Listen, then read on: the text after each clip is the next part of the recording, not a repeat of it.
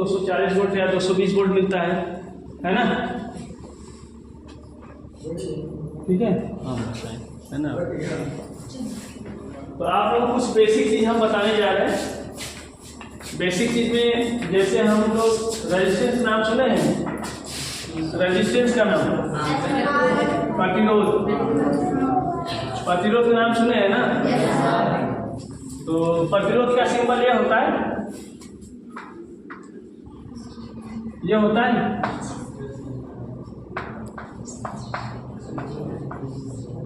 यही होता है कि ऐसे होता है?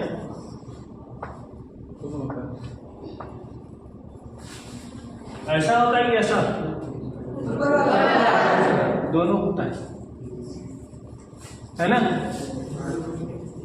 ये हमारा दोनों होता है, ठीक है। तो एक होता है ये प्रतिरोध आया कहां से, प्रतिरोध आया कहां से, किसी कुछ पता है?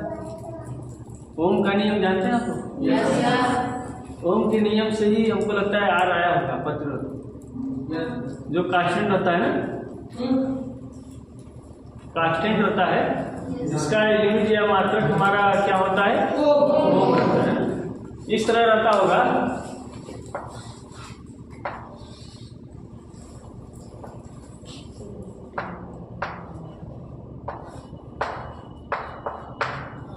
इस तरह रहता होगा, देखियो झूठा कर या इस तरह देखिए होगी।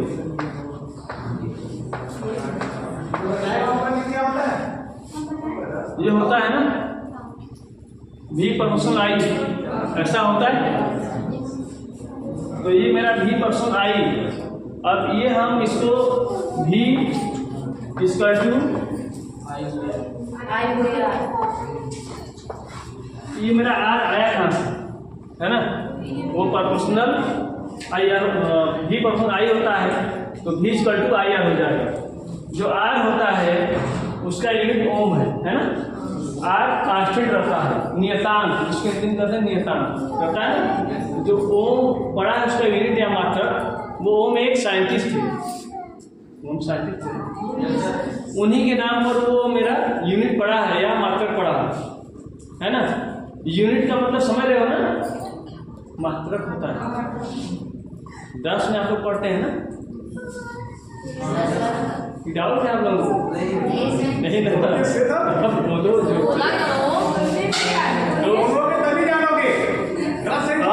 इसका सिंबल इस तरह होता है।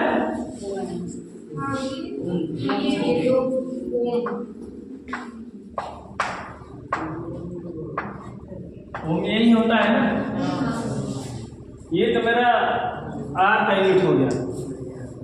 आर को ही करते हैं, इसको मैं ये लिख सकता हूँ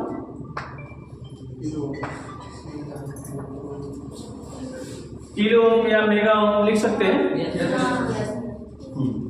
उसके बाद हमारा V भी होता है, V इक्वल टू IR। तो V विभवांतर होता है ना, विभवांतर होता है। तो विभवांतर का यूनिट या मात्रक क्या होता है? तो वोल्ट भी एक वोल्टाइक का साइंटिस्ट के नाम पर पढ़ा है ना। उन्होंने ही वोल्ट का खोज किया था, विभवांतर का, ठीक है। तो यहाँ पर वोल्ट हो जाएगा।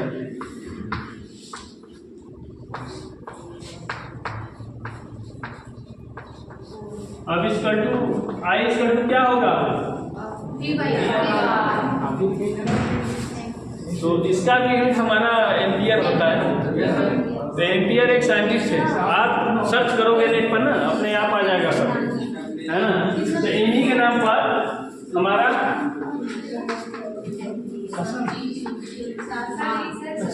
एम्पियर है, ठीक है।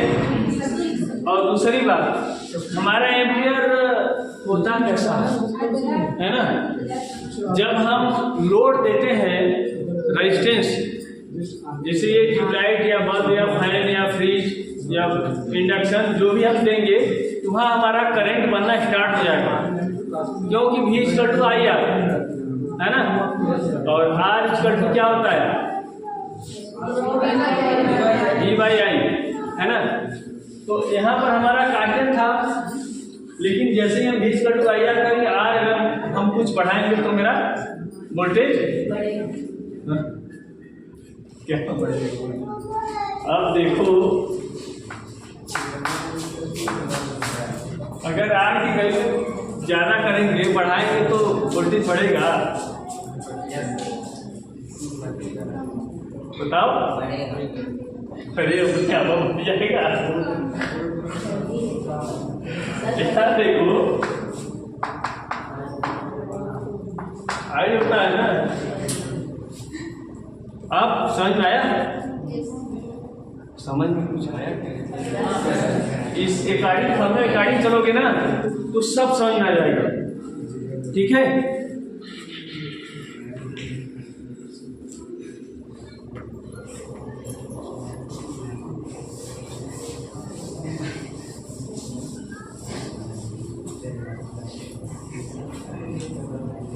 अच्छा आगे शॉर्ट सर्किट होती है ना, शॉर्ट सर्किट होती है ना घर में या कहीं बाहर खंभे उम्बे पर, तो होता कैसे वो शॉर्ट सर्किट बताओ बेटा। अचानक हमारा करंट बढ़ जाता है इसलिए आग लग जाती है। आग कभी भी शॉर्ट होती है ना, कभी भी आग लगती है तो वोल्टेज से नहीं लगती है, करंट से लगती है।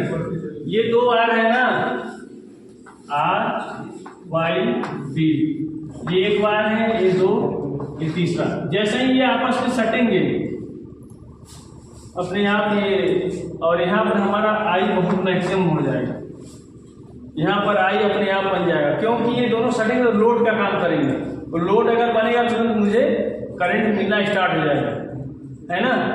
नहीं विश्वास है हमारी बातों को तो आप लोग आज जाना घर पर, है ना, मीटर से जो वायर निकला है ना, एक आध दो हाथ छोड़ के घर वाला कनेक्शन काट देना, जबरदस्ती काट देना। अगर कोई घर वाला पूछता है तो या एमसीबी लगा होगा तो एमसीबी गिरा देना। मीटर के बाद मैक्सिमम घरों में एमसीबी लगा होगा, एमसीबी गिरा देना। एक आध दो दिन तक मत चलाना, एक आध दो दिन तक एमसीबी मत उठाना, तुम्हारा यूनिट बढ़ेगा ही नहीं। जो पर डे 4 यूनिट 5 यूनिट बढ़ता था ना, वो उस दिन उतना ही रहेगा। 2 दिन, हफ्ता, महीना भर को उतने ही दिन रहेगा। बहुत दिनों के बाद थोड़ा बहुत बढ़ेगा, नहीं तो उतना ही रहेगा, क्योंकि हमको ये नहीं मिलेगा, आर नहीं मिलेगा। आर नहीं मिलेगा तो करंट नहीं मिल पाएगा, है ना, क्योंकि ये होता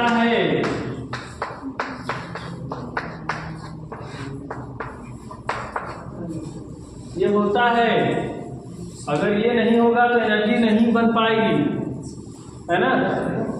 समझ आया? हमारी बात समझ में आई आप लोगों को?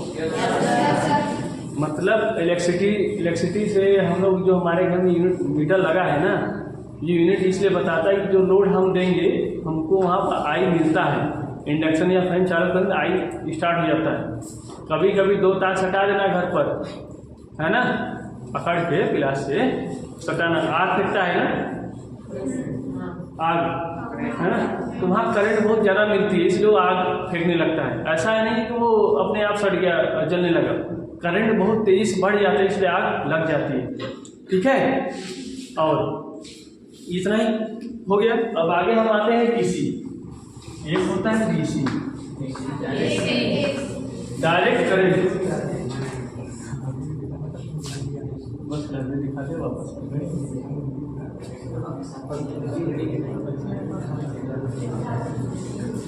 डीसी है ना। तो डीसी इस लैब में आपको 240 वोल्ट मिलती है। 240 वोल्ट मिलेगा 30 एम्पियर के साथ। 30 एम्पियर के साथ मतलब 30 एम्पियर तक लोड दे सकते हैं, है ना। 30 एम्पियर तक लोड दे सकते हैं। हम सभी लोग सट जाएंगे ना तब 30 एम्पियर बन जाएगा, है ना। काफ़ी लोड देंगे तभी 30 एम्पियर बनेगा, है ना। तो जैसे ही आप सटेंगे वायर में, आप लोड का काम करते हैं। कभी कभी आप खंभों में देखते होंगे लाइनमैन जल जाता है ना। वहाँ एसी रहता है, वो रेजिस्टेंस काम करने स्टार्ट हो जाता है, वो तुरंत करंट बन जाता है, धुआं फेंकता है। अब आगे हमारा डीसी, देखो एसी हमारा इस तरह रहता है, AC इस तरह रहता है ना, लेकिन DC हमारा इस तरह रहता है, ठीक है। DC इस तरह रहता है, समझ आ रहा है। स्ट्रेट लाइन इसलिए रहता है, उसमें फ्रिक्वेंसी नहीं रहती है। फ्रिक्वेंसी समझते हो आप लोग? हाँ, आवृत्ति नहीं रहती उसमें, है ना। अगर आवृत्ति रहेगी तो ये भी इस तरह हो जाएगा, फ्रिक्वेंसी रहेगा तो ये चिन्ह जाएगा, है ना। यदि ये फ्रिक्वेंसी नहीं रहेगा तो इस तरह रहेगा। और दूसरी बात, इससे यदि आपको शॉर्ट लगती है, करंट लगती है, तो आप बच नहीं पाएंगे, है ना। छोट मोट बैटरी में छूने से दिक्कत नहीं होती है, लेकिन 220 वोल्ट का छुएंगे, 110 वोल्ट से ज़्यादा छुएंगे तो आपको करंट लग जाएगी काफ़ी तक, ठीक है। इतना काफ़ी है, ठीक है। एक बार आगे बढ़ाइए।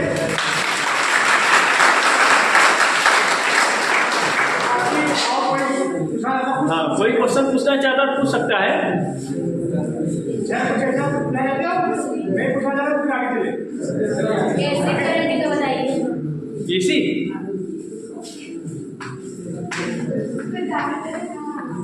एसी का फुल फॉर्म होता है अल्टरनेटिंग करंट, जो प्रत्यावर्ती धारा होती है, हिंदी में प्रत्यावर्ती धारा कहते हैं, है ना। इसका सिंबल हमारा इस तरह होता है।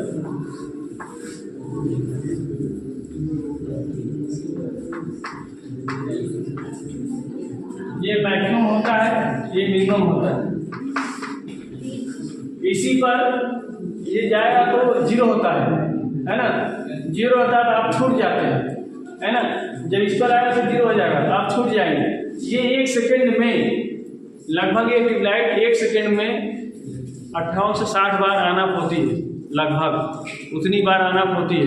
इसी दरमियान हम लोग इलेक्ट्रिसिटी से बच जाते हैं, है ना, ठीक है। यही एसी बेटा, एसी हर जगह यूज करते हैं, है ना, लेकिन डीसी हर जगह यूज नहीं करते हैं।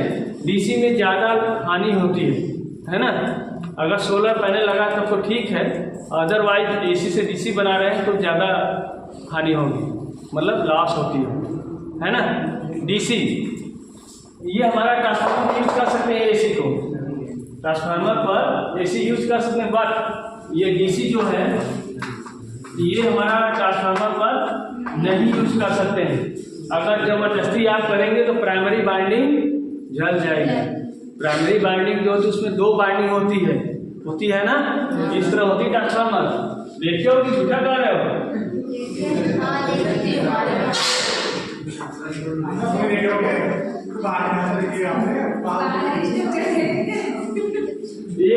एक ये है, ये बीच वाला जो 2 लाइन खींचा क्या है वो? ये बीच वाला जो 2 लाइन खींचे है क्या है वो? आप दो खींचते हैं क्या, है ना। वो कोर है, उसी तो बाइंडिंग होती है, वो कोर है, उसी बाइंडिंग करते हैं, है ना। इसमें एसी यूज करते हैं। अपने आप इधर से हमारा मैग्नेटिक फील्ड होता है ना,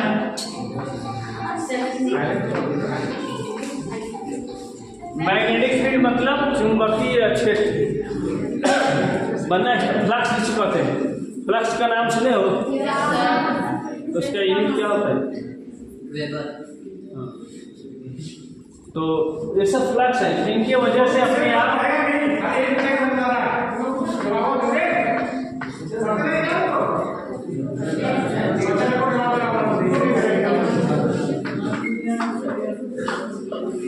और सेकेंडरी हमको आउटपुट मिला स्टार्ट हो जाएगा। जब ये सटे नहीं है, ये मैग्नेटिक फ्लक्स के कारण हमको सेकेंडरी करंट मिलना स्टार्ट। बट यही हम डीसी लगा देंगे ना, जो एसी लगा है या डीसी लगा देंगे, जल जाएगी, ये खराब हो जाएगी, जल जाएगी, ठीक है। यही अंतर है बेटा एसी और डीसी में, ठीक है। जाइए आप, आइए, ठीक है, जैसे आए, ठीक है, थैंक यू।